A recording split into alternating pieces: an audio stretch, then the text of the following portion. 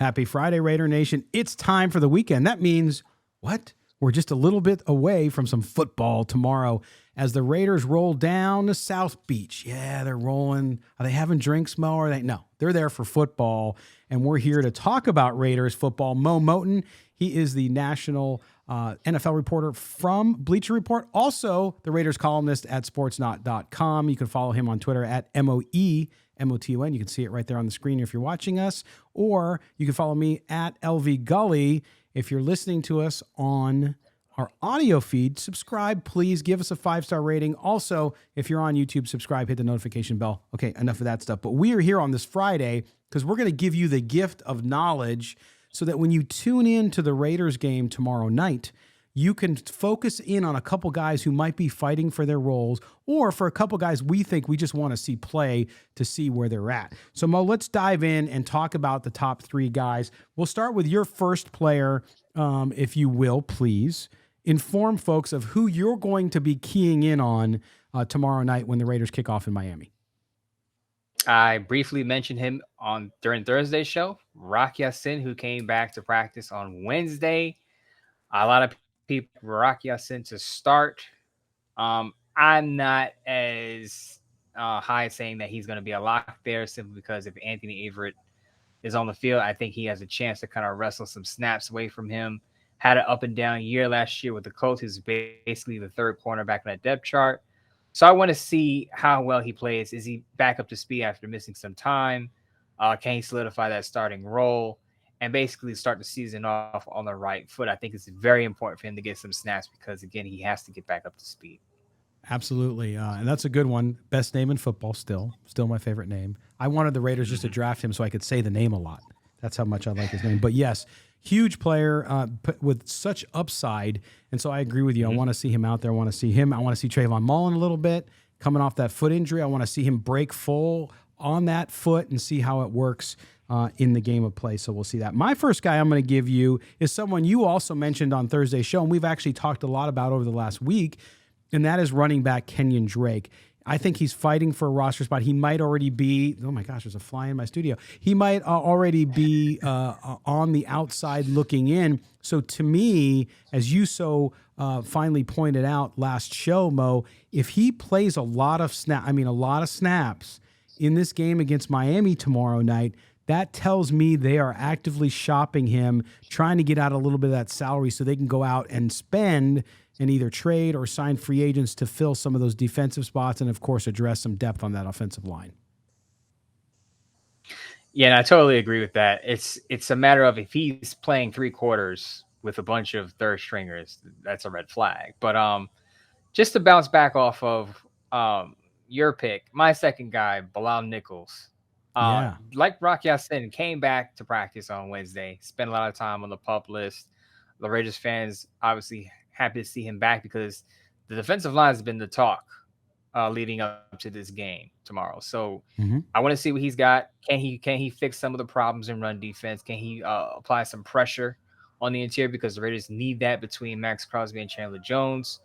I think he's probably the most important interior defensive lineman on that roster because he has the ability to play on all 3 downs. He has the ability to stop the run and rush the passer. And I think if he shows that, it'll quell some of the concerns Raiders fans have about the interior of the defensive line.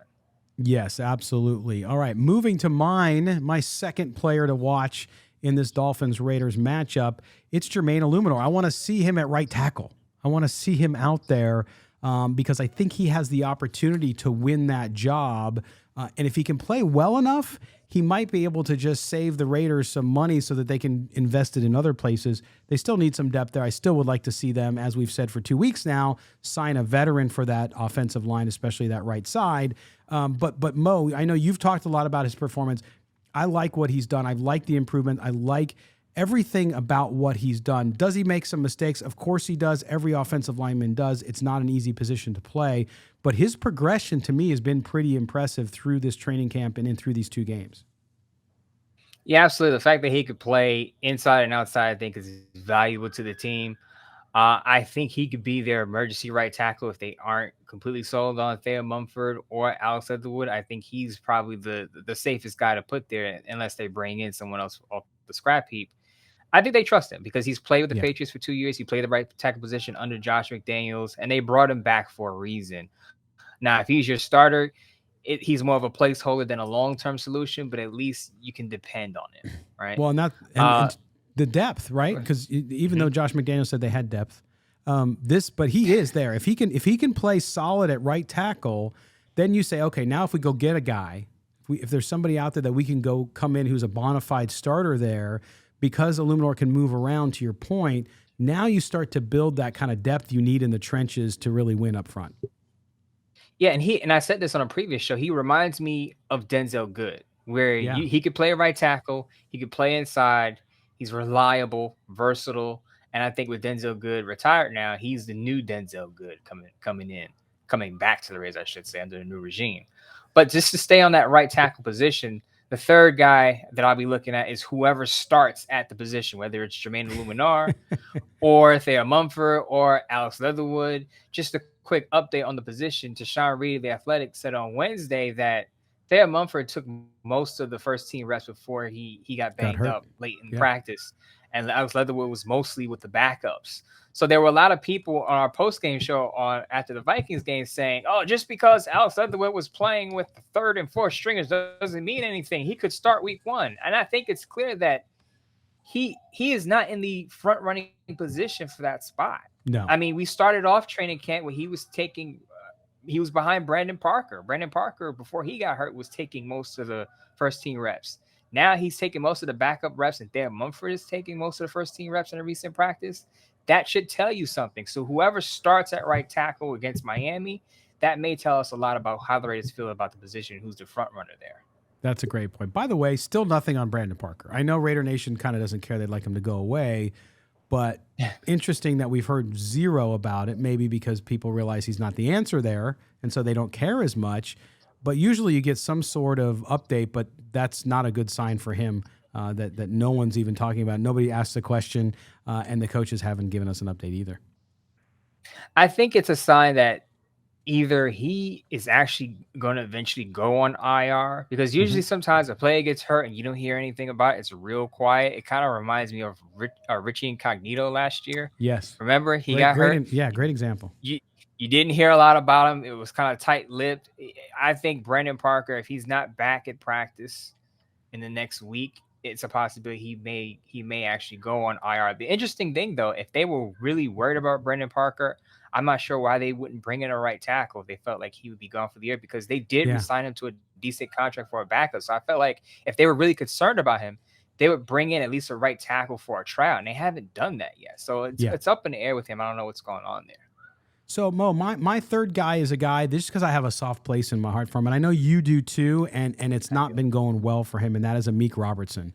I think Meek Robertson this week's probably playing for his job, period, for just to be around and to extend it another week. He's the odd man out. He has not played well, and I think the chances are slim, but I'm going to be watching just to see, because a kid like that who I talked to early on when he was drafted, you like to see something good happen, and maybe this isn't the place for him, but you'd like to see him at least put some good film together so that he could maybe catch on somewhere on a practice squad and continue his career.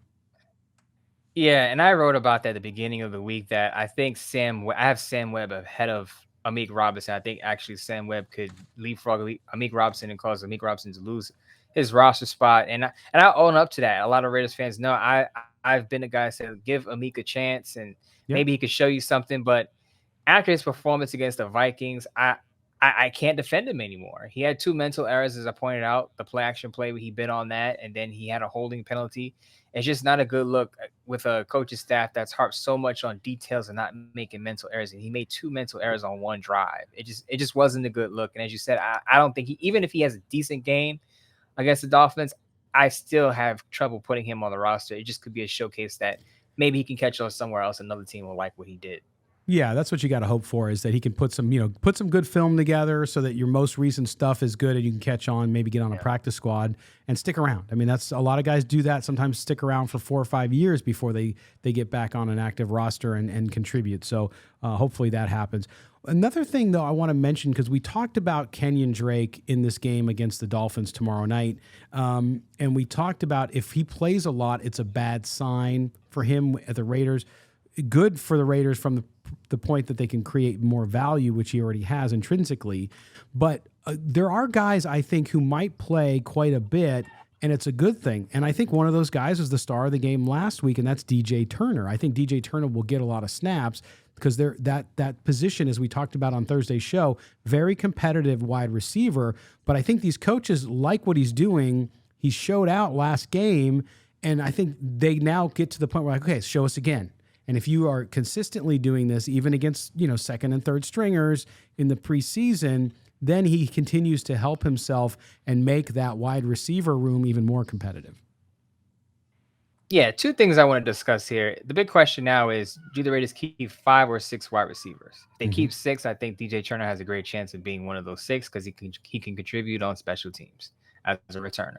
If they keep 5, it's probably a battle between him and Tyron Johnson, because I think Mac Hollins is pretty much safe. He was basically a special teams maven in Miami, so Miami's familiar with him. He seems to have a good rapport with Derek Carr. That matters. Caitlyn Cole has the reputation. He has the pass production. I think the Raiders see him as a role player who can give you a big play here and there.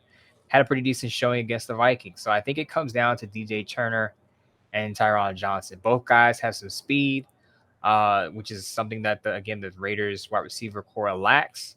So I believe they both have a chance for the same reason. Now, whoever has a better game will probably get the front running position for that, I guess, that 5th spot. And then we'll see who they keep. But DJ Turner is a guy that I really like. I saw 84 all-purpose yards against the Vikings. Had a good punt return. Had that 34-yard touchdown reception. You saw the speed on that touchdown run after the catch. So I like what he's doing. He was one of my stock-up guys on the Sportsnot article. And I think he has a legit chance. And if he gets a lot of snaps and he shows out again, it's going to go well for him. Yeah, it will. And you brought up the point about special teams too, because I think that's a key area. We talked about some of the miscues on special teams, and so I'm interested to watch this game too to see, because I would assume with the first 2 weeks with some big glaring mistakes on special teams that they've worked on it a little more, and they're able to kind of get it tightened up. But one of the things too, I saw some discussion around this with Hunter Renfro now signing that new deal. And what he's doing, if I'm the Raiders, I no longer have him doing kicks, right?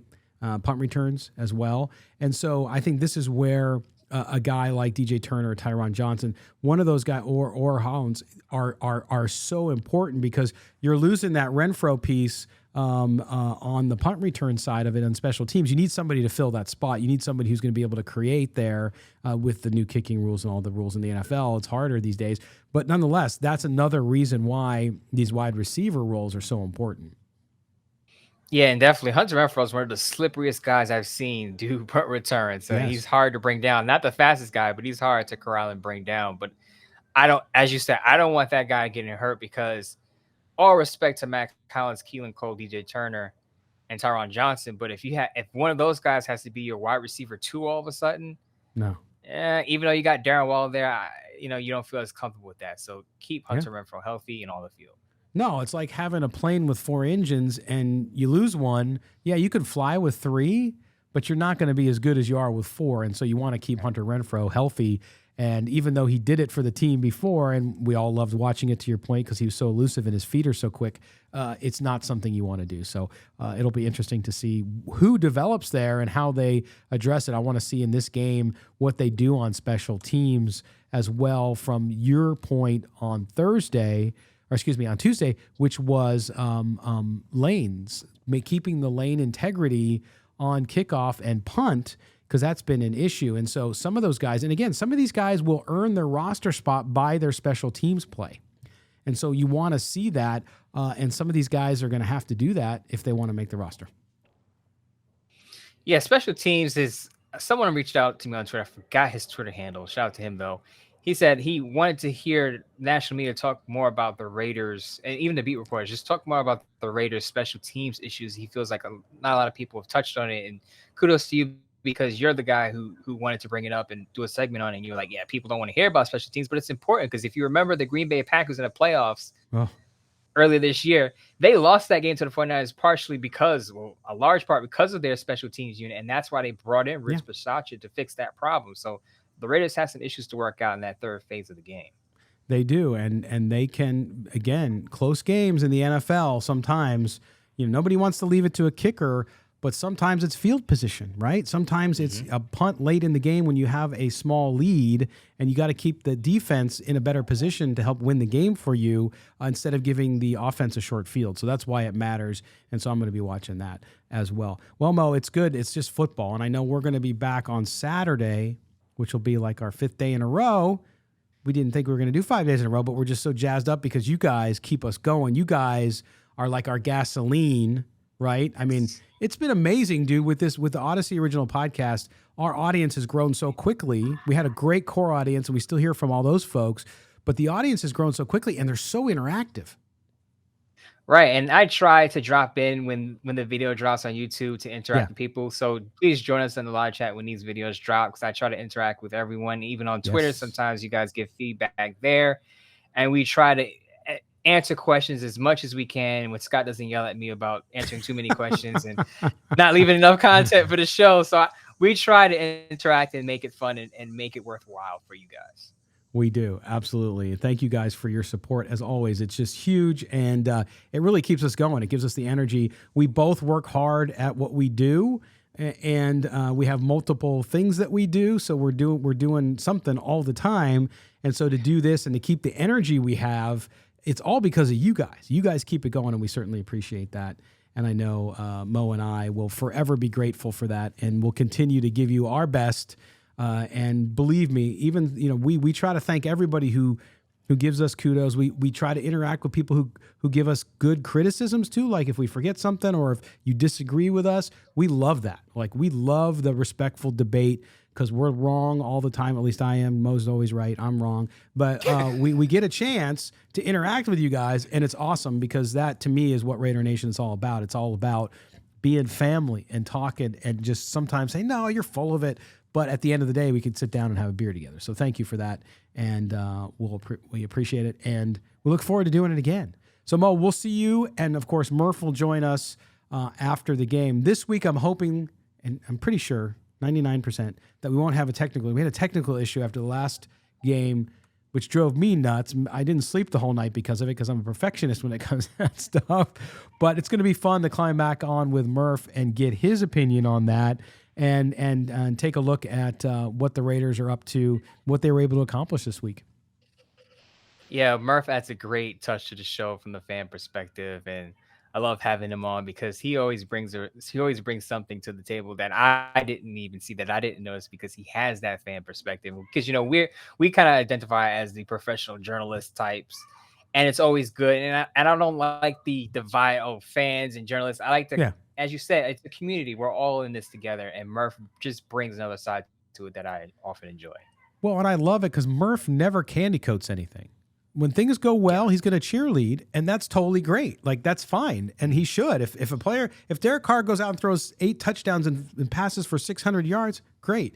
But if Derek Carr goes out and passes for 80 yards and 6 interceptions, he's going to call it what it is.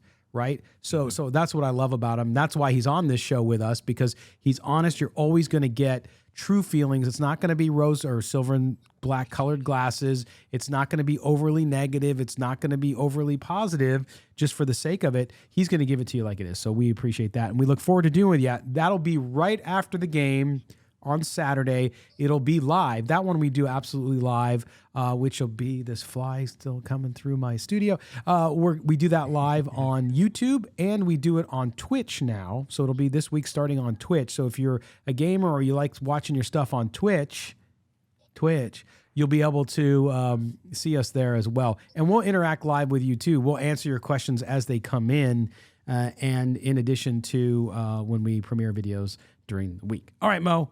let's get out of here for the night. It's Friday night. We're going to go have some fun. We're going to go relax, and then we'll be right back at you Saturday. Yeah, I'm just going to have some sushi, maybe Nice. watch some, get ready for some WNBA, like Darren Waller, get some rehab from an injury. So I'm back in full force for the next week, and then cuts come up. So it's going to be interesting. Huge. How the Raiders handle their cuts when it gets down to 80 plays, because we're getting very, very close to the 50-man roster cut down.